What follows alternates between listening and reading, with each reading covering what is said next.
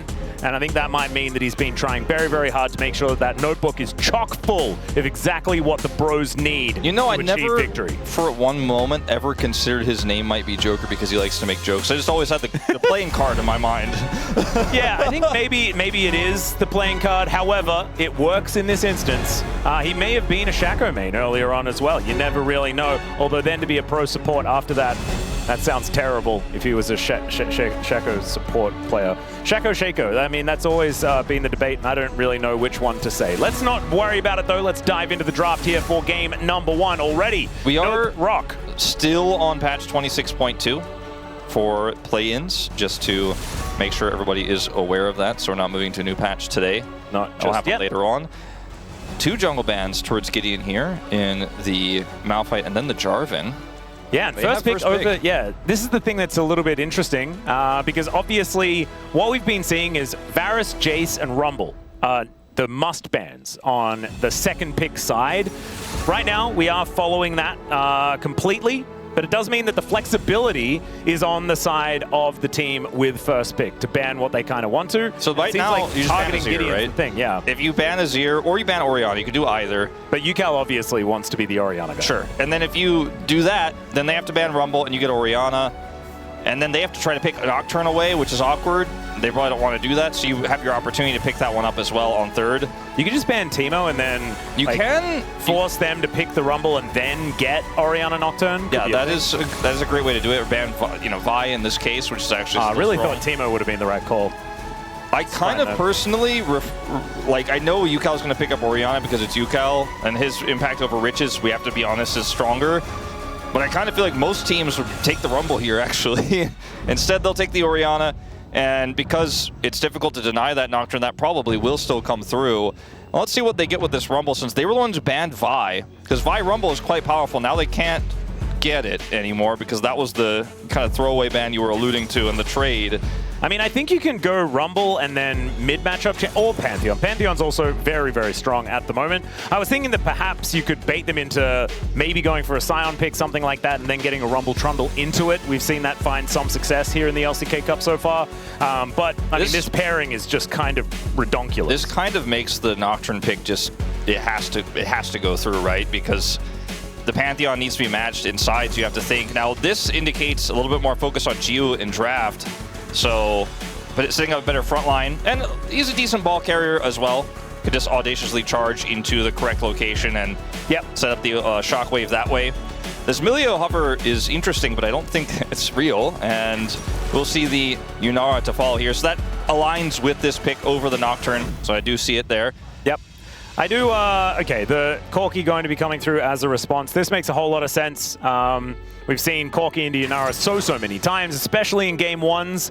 But foregoing locking in your entire top side of the map is kind of interesting here. Oftentimes we do see top laners picked up at this stage, and it might mean that we'll see a lot more top lane bans coming on through, unless we see the need to ban some supports. And that is exactly what the bros are going to do first here, with Brad being taken away. Well, interestingly, Nico has a really strong place in this draft here for Bro. I think that DRX probably should ban that one away, since Bro do have pick priority here.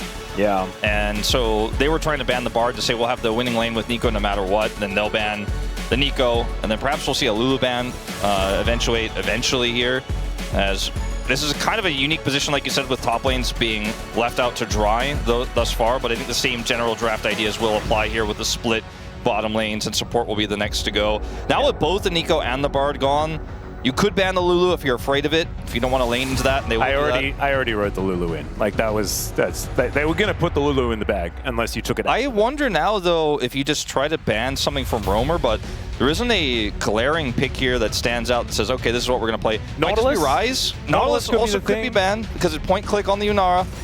But the Akali, okay.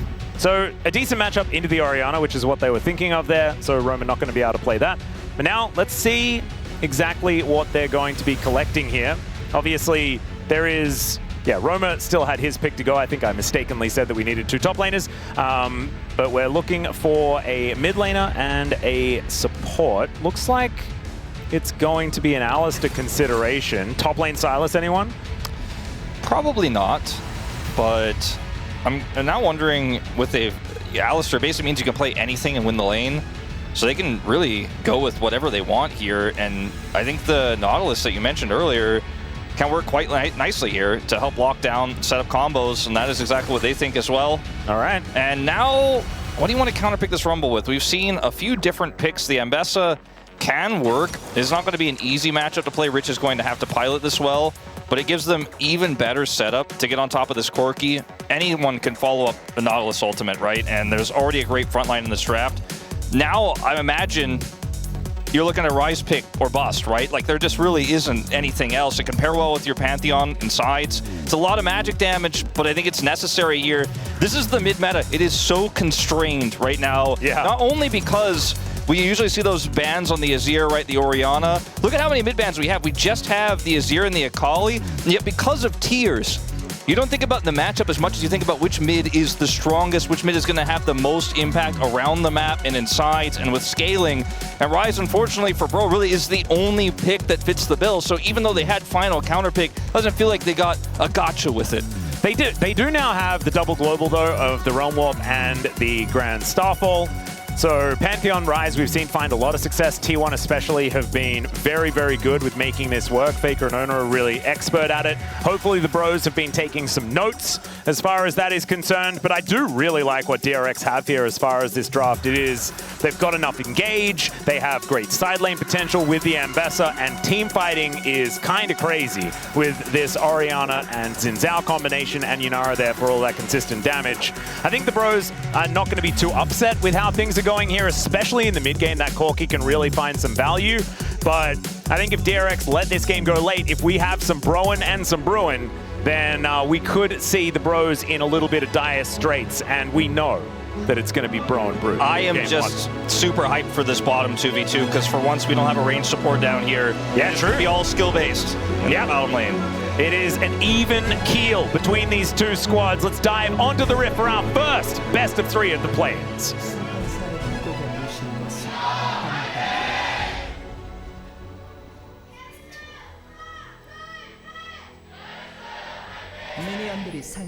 All right, here we are, ladies and gentlemen, onto the Rift for game number 1 between Bro and DRX. Last time, it went to all 5 games. As Lawyer Degon pointed out, the bros, if it had have been a best of 3, they would have won. However, they wouldn't have won game 1. So if history is going to repeat itself, DRX needs to win here. That's kind of how it goes. Yeah, that's true. Interesting looking at this mid lane here for just a moment. The bottom lane is so exciting, though, to me because these two AD carries are very different in how they want to operate, but in some ways very similar in that Corki is going to be able to fight best when he has Gatling gun available. The same with Gio on this Yunara when he has his Q available and stacked up to look for those longer trading patterns. Ooh, what a hook! Very nicely done there from Andil. Gets himself out of the way. But it's not really much of a trade. Still, if you're able to get to the wave, which Gio is able to do, then they're kind of happy with how things are going. So stacks up the Q, feels a little bit better, and does have a few extra minions under his belt. Yeah, feeling level 1 Alistar, man, just always feels not great. Did go unsealed as well, so isn't going to be very healthy. But he has his ultimate later on. Andil went the same, so they both go for unsealed. Level 2 advantage goes to Gio and Andil off of that really cool hook play, and like you mentioned, Alistar just kind of not having the greatest time in general. And before Corki has level 2, it's very difficult to play. But now he can kind of go into that trading pattern I was talking about a little bit, now that he has it. And so that'll get more interesting down there on the bottom side. But got to make a play like that to abuse the Alistar, and Andil did that. But the resurgence of Andil has been pretty real here this season. And I mean, that was a very basic play there, but it's his proactivity that ends up getting them the lead that you expect. And he's also been roaming around the map a whole lot more than a lot of our other supports, right? Getting very early towards mid and into the jungle to really disrupt. Speaking of disrupting the jungle, Willer is moving over towards Gideon here, who's not exactly the healthiest. He is going to be able to take away his Grom, but it's running out of patience quickly. He does just get the smite off, so he should be okay. As Willer is not able to find the Wind Becomes Lightning. Roamer doesn't even blink, just keeps pushing mid. Oh, beautiful. That's that solo queue mentality. As casting is going to light Rich on fire for a while. Works out very nicely here as Roamer's roaming. Yeah, this actually makes a lot of sense because UCal is backing right now. Had a little bit of extra prio. Wanted to go put the extra pressure on. Instead, we'll just grab this crab here. We'll be seen by the Phaelite, and could try to make a play for double crab, in fact. Could theoretically, because has headed over here before taking his blue buff. Instead, will be going back there, spotted on a ward, as we can see. So I believe Willa will have information that that crab was taken. We'll go for a back and then head towards the bottom side crab, which is now just seen, I'm pretty sure, by DRX. Vision game here, great for DRX. They have vision on this blue buff, and then Ondil with the prio they had on the bottom side grabs Phaelite, control bottom side to make sure that scuttle wasn't, in fact, being taken. Well, would have, I think with the timing of it, he knew it already, but would have spotted it if they didn't have vision. Willer immediately moving towards the top side of the map is kind of insane. Catching casting on a full shove-in, and it might mean that he and Rich could be able to get something done. He is kind of happy feeding right now, though. Will be heading towards that bottom side. Doesn't have any CC yet without his ultimate, so I don't know if there's really a play they can make here, unfortunately, just yet. Yeah, just going to be heading towards that crab now, but certainly wasting a bit of time in comparison to what Gideon's been doing. Yeah, it's down, range one. Grabs the respawn of this Krug camp. We'll be able to head over towards these Raptors now. Wasn't actually able to go over and check the Rift Scuttler, so wasn't able to get that double scuttle that he could have theoretically done, as Rich dances around once again. He's only down by about 5 CS and will be able to go back now, teleport back in, and should be healthy and happy here on this Ambassador towards the top side, getting towards that quick Eclipse as fast as possible. As so far, it's just Bros winning out a little bit here. We can see they've got advantages in both solo lanes and the jungle as far as that money is concerned. Bit extra farming speed here for Gideon and being able to get to his camps a little bit faster than Willer has been able to. It really didn't waste any time and wasn't interrupted by Willer, who spent even more time going over there to try to do so. So feeling really nice about his pacing currently. As in this mid lane, very small lead for Roamer.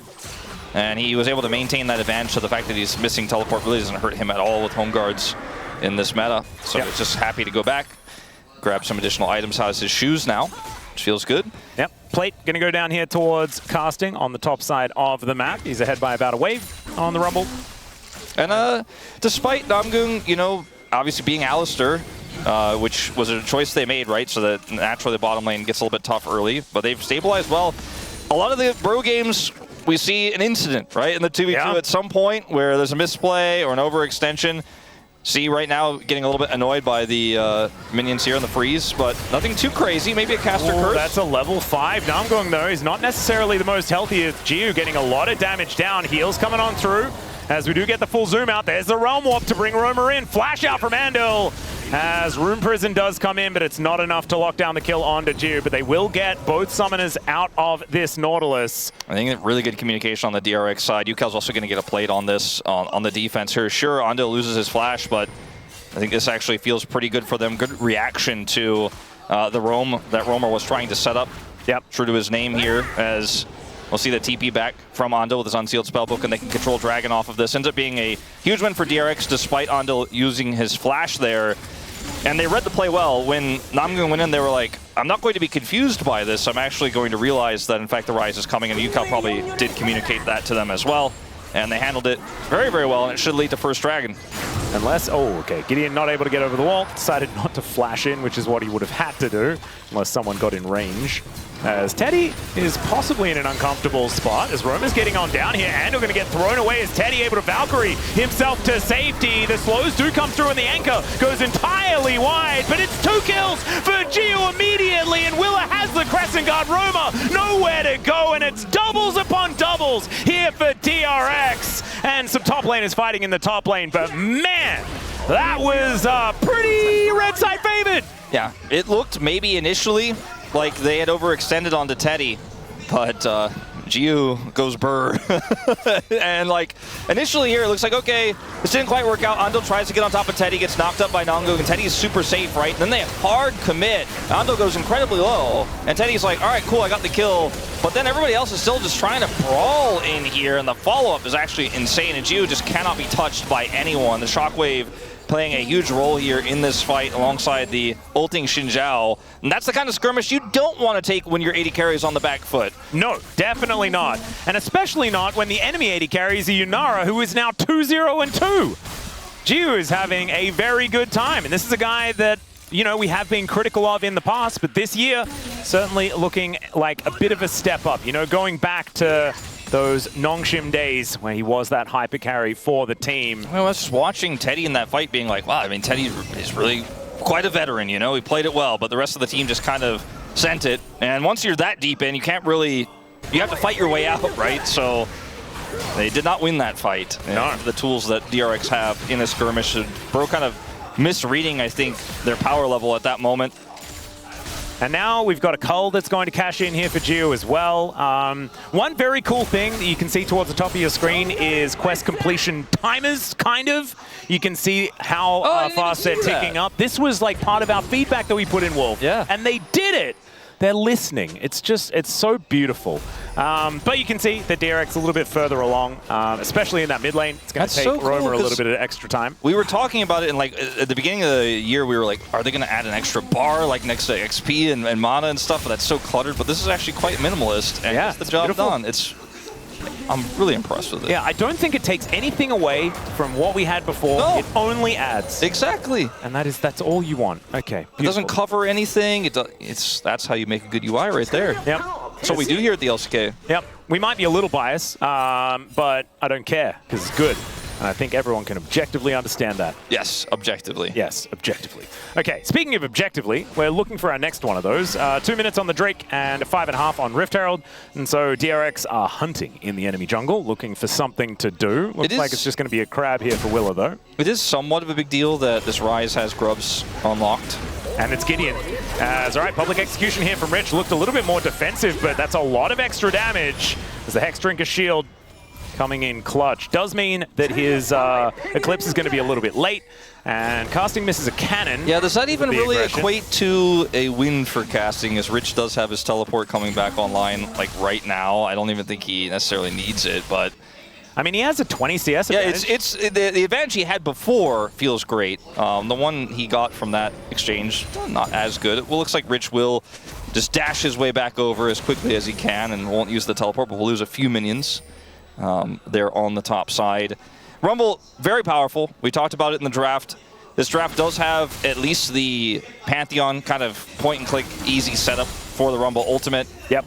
And obviously the Alistar can help hold people in place. But the Rumble ultimate is going to be really important for these early to mid-game fights that Bro are going to find themselves in because this Yunara is so online so early.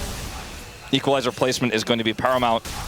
And the fact that Zambessa is behind right now really doesn't matter that much yet. Like, it's not like this is a, you know, really strong pushing Rumble that's going to start solo killing Rich and or taking multiple plates.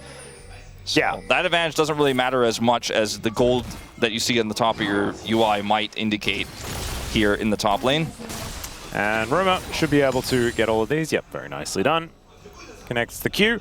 Rich actually went back to base and just didn't buy anything at all. It's kind of interesting. I'm pretty sure. I thought he already had the pickaxe. I think you're right. Just goes back and then wanders back towards the top lane. Hasn't actually augmented that build any further. Sometimes when you go for the Hex Drinker, you're like, your build is kind of hampered by it, and you don't have enough money for the next breakpoint of any component, and you're just like, oh, this is horrible. Yeah, I was expecting, like, you could just go double longswords or something. But Rich, instead, is going to use his passive in order to get himself a shield, and will be able to just farm up these minions. I don't think he's going to be winning any all-ins or anything like that, so it's not really end of the world. Anyway, I mean, the bottom side of the map's where it's really at, right? Like, you know, the top side, great advantage for casting and all that. DRX like, cool, we're going to take another objective here as we keep having that bottom side prio. Oh. Hook going to come on through, but now we've got the Unbreakable Will for Namgung. We'll see when he actually decides to press that button as he's going down very, very low. Andil now looking for the angle as in comes Gideon. Namgung is just dead, though. That's another kill over to Geo, and now the Shockwave has to be flashed, but the flash hook from Andil comes in, and Yukao will be able to lock him down. The first kill for the Orianna as casting. Was he interrupted? He was. Yeah, Rich manages to get the ult off. Beautifully done. Well, that's kind of on casting, probably, right? Like, when you're channeling that, it's pretty tough for the ambassador to not interrupt you. Yeah, we'll have to see how it actually happens. Oh, he was on a ward. Okay, this is forgivable for sure. Max range comes in and says no. And also, because he's so much larger than Rich at this point, maybe he thought if Rich goes for the interrupt, he could win in an all-in, but he did not. Well, I mean, he got the flash out of Rich. Actually, Rich sacrificing a lot to making sure that he doesn't die. this was just, I think, again, a miscalculation. Jiu has Kraken Slayer in this fight. Ando with a beautiful flash hook here. Gorgeous.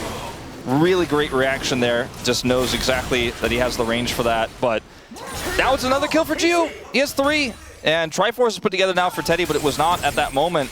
And it's a pretty big gap. Now there's a full item lead, by the way, with the Fiend Hunter Bolts that is completion. Obscene, because his Cull just cashed in at the same time. You can see sitting on that cloth armor, so going for some steel caps as well. But 2 items, like the only equivalent second item here for Teddy is attempting to be just a half-stacked tier. That is so sad. And the Corki is supposed to be hitting spikes around this time, but it's Jiu that's hit 2 items right now. You can see the Caulfields was just picked up for Rich, so what he was trying to buy finally does now have that in his inventory, along with some very magical shoes. Yep. Get those at New Balance. Yeah, the freebies. Hey, I was just there. Yeah, but they don't have magical footwear there, I checked. No, nor do they have quest timers, so it's not really a thing that I'm... I also talked to Boris, and he said I couldn't buy them if I didn't have the right rune. Oh, really? He says he only gives them out for free if you have the... I don't think that that's a great business choice if you make a product and people aren't allowed to... I think he's like in cahoots with the people who do the masteries. I think there's some sort of deal going on there. Makes sense. Yukao going to strip this top lane of all of its crystalline overgrowth. Will grab himself a bit of plate gold. By a bit, I mean quite a lot. 4.1k. That is a massive lead. Yeah, it's pretty big because they kind of gifted him these advantages, and I'm not even trying to throw shade on Jiu. It's not like he made some sick outplays in lane. He just was gifted team fights where he's like, okay, they can't hurt me, and I will kill them. He did walk at them and do auto attacks. He's now just the benefactor of all this. Let's see how well he plays with the lead he has, because now he has a pretty huge amount of agency in this game. Well, we're seeing now a max range hook yet again. Andal, is he just the GOAT? I'm starting to think that perhaps he is just really good. I mean, I know that's just a cue, but still, it landed quite nicely. As Willer's going to be able to steal away this blue buff, that is going to be the result. Notice, okay, Willer flashes for this. Flash smite. He flashed in front of the rocket, I guess, or maybe just pressed the wrong button. Maybe he pressed the wrong button. I think it looked more like the wrong button because he also pressed smite. But I mean, notice the starvation of Gideon in this game. He's a level and a half down, but effectively 2 levels down. Yeah. 9 to 11 because so much of his jungle has been taken. And he can't even get over here to get involved at all. Command attack is doing a lot of damage here from Yukao at the same time with his torch already built up. Roma's moving over, but let's see whether he can actually get anything done as the Grand Starfall does get Gideon in there. That's going to be the steal away, though, as it went down to about 1 health. Shockwave is going to connect as Gideon's going so low, but the Aegis does a fair bit of work. But there's a public execution as Teddy will be taken down. Now Rich's turn to get involved as DRX wipe out 3, and the rest of the bros just have to realm warp themselves to safety. But I think Roma should have aimed that one at game number 2 instead of this, as another hook weaves around the turret, and Jiu says, I can't be bothered walking over that way, I'm just gonna take this plate. Yeah, so the resurgence of Andal, that's really feeling it still. This was such a desperate attempt for a contest. It almost feels like Bro are already thinking about game 2. This is Herald, right? But Gideon ults in to not get the secure, puts himself in shockwave range. Namgu is going in by himself. Look at Rich on the flank, as well as Jiu, who's untouched, right? Luckily for them, there was no way to stop this Realm Warp. Romer gets out. They're very lucky for that one, but I don't think there was really anything in that play except maybe we'll show up and they'll make a mistake. As I know they know that they're super far behind and they don't want to give a Herald up, which would have given, you know, mid turret for free instantly. Turns out they're going to lose mid turret anyways, and maybe even more with the Herald. But I think that was kind of the last-ditch effort for Bro, given this extremely warped game state with the Yunara, and now like even Rich is ahead. Yeah, you say that, Wolf, but if there's one thing I know about the Bros, is that it ain't Brova while I'm breathing. Okay? Yeah, well, I guess, yeah, maybe that's true, I suppose. Some have said that. It might still end up in a loss. However, Nexus is alive, so we cannot count them out just yet. It's Rich, even winning his top lane matchup now. Bolt's coming back. Yeah, let's see whether Carson can make something happen here as the public execution does nothing. The equalizer does less. And if an R button is pressed in the top lane, you must also press your R button. These are the rules, and they obey. I guess he just thought Rich wasn't going to miss. I don't know. Well, I mean, he definitely missed, and then he thought about it for a second, and then threw his ultimate. It was very weird. It's like he just kind of reacted there or something. I don't... But either way, nobody dies except this turret, but he's not really alive, is he? I mean, we had this debate once. I'm not going to get into it again. But yeah, we should not do that. As Rich, okay, right? He's got flash. He's going to flash out of the way of the flash pole, and he will keep himself alive. That is Soul Point going over to DRX. The Bros at least got 1 kill, so they've denied a perfect game. They also got some grubs. They got some grubs. Gideon does like that. He does like that. Doesn't necessarily matter as much if they can't hit the turrets, though. Yeah. I mean, it does give a little bit of golden experience. And as we pointed out, you know, last year, like the first one, always great to get, stuff like that. I think he got all 3. He doesn't have a lot of money, so it's good that he got the grubs because he is 2,400 gold behind. And if they didn't get the grubs, then they would have only gotten 1 kill this entire game, as far as the things that they can talk about and their achievements. So that has doubled the amount of things that they have achieved in this game. That's certainly true. Now they're scaling as well. Oh, true. Romer? All right, Romer is going to try and put Rich in prison, but he may publicly execute him in 1 second's time.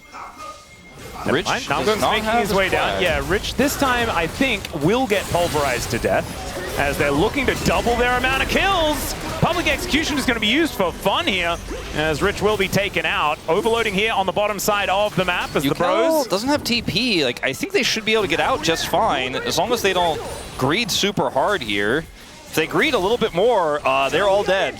Well, we'll just have to see because, of course, with Rich dead and no teleport, then it should be a man advantage here for the Bros. And so they are just going to be able to wander their way out. And everyone is going to be safe. All 5 members here towards this bottom side. Decent way to find something is now I'm going looking for an angle. They do look to turn it. There's a Grand Starfall as Yukal is going to be the target here for Gideon, but he's down so low. Equalizer is great here from Kasi, but the Shockwave's even better. And down goes the Pantheon. Teddy having to get out of the way of Willa now. Wind becomes lightning, goes white, but Andil always finds the hooks, and he flashes in to sacrifice himself, but take down all of the Bros. That's going to be the ace, and DRX, they woke up on the right side of the bed this morning. I mean, this whole game for Bro has just been trying to force fights that they have no right to, and I think they just kind of eventually got, they were like looking at me through the 4th wall being like, Wolf, there are no good fights for us this game. We just have to try. I don't know if you're familiar with this old Cops meme of this guy who's in handcuffs. And Malice and I talk about this meme all the time. You can't break these cuffs. Yeah, you can't break these cuffs. And like, Bro, we're basically like, I can break these cuffs. And if you're not familiar with the meme, go YouTube it right now because there's nothing else to see in this game. It's very funny. But this is basically Bro trying to break the cuffs right now. And she was like, you mentioned the man advantage. She was like, I'm worth 3 men right now, actually. Yeah. And Teddy is hitting a Xin Zhao that's also hitting him. And so there isn't really a whole lot in this one. Let's see what happened to Gideon in the Gideon replay. has exited the video game for the next 30 seconds. That's what just happened. I was promised I could farm later. They said I could farm later. They didn't let me farm for the first 20 minutes. Yeah, later is game 2. He will be able to farm then. All right, there's Pulverize onto Jiu. That would have been great 20 minutes ago. Unfortunately, it is not that case. And this is certainly feeling like a kind of gap everywhere outside of the laning phase for casting. You know, Bro just are getting outclassed in every position, and the team coordination, coach comms without DRX look great in this game. The coordination is just much better. They've been able to basically just absorb all of the pressure from Bro, who played this scaling comp like it was an early game comp and found out that it's not. Well, Rich looking for a little bit of an angle here to publicly execute Roma, as Andil's just going to get a flash with that hook. Gideon down to 50% as now just cannot make it towards his teammate. Shockwave connects onto Roma. That's the priority target they're looking for, as Rich is able to help take him down. And now Carson going to avoid that hook very nicely, but there's the Arc of Ruin, and they will all disintegrate under this inner turret. Jiu happily tanks that one up, has a big old shield as well, and it is only Teddy left standing. Yep, that's kind of been a lot of these fights, except Teddy dies in the end of the fight. He just didn't show up for this one. Yeah, this is just Gideon trying to get his blue buff with no vision.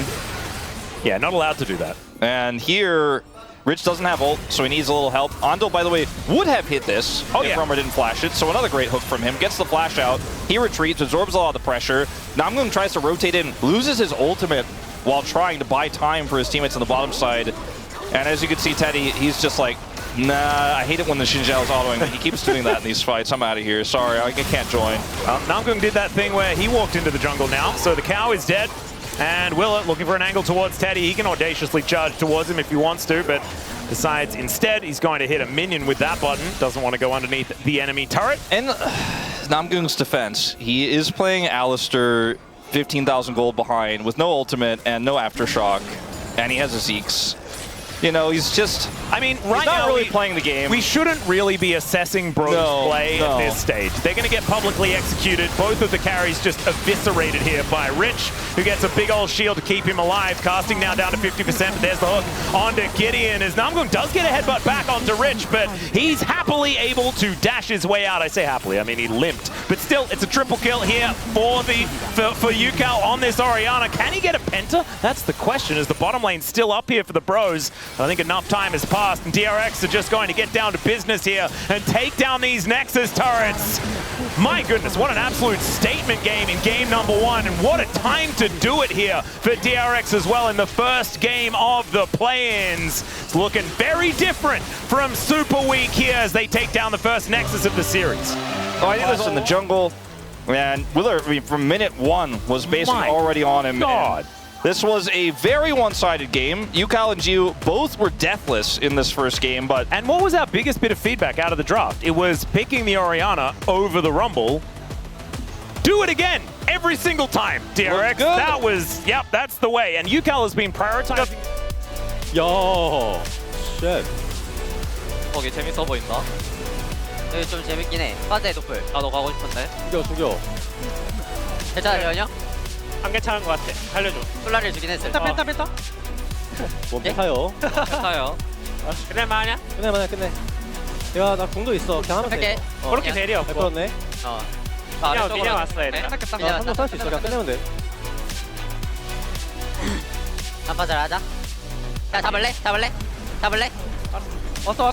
잡아줘야 될 것 같은데? 왔어. 오, 타워. 하이브? 타워.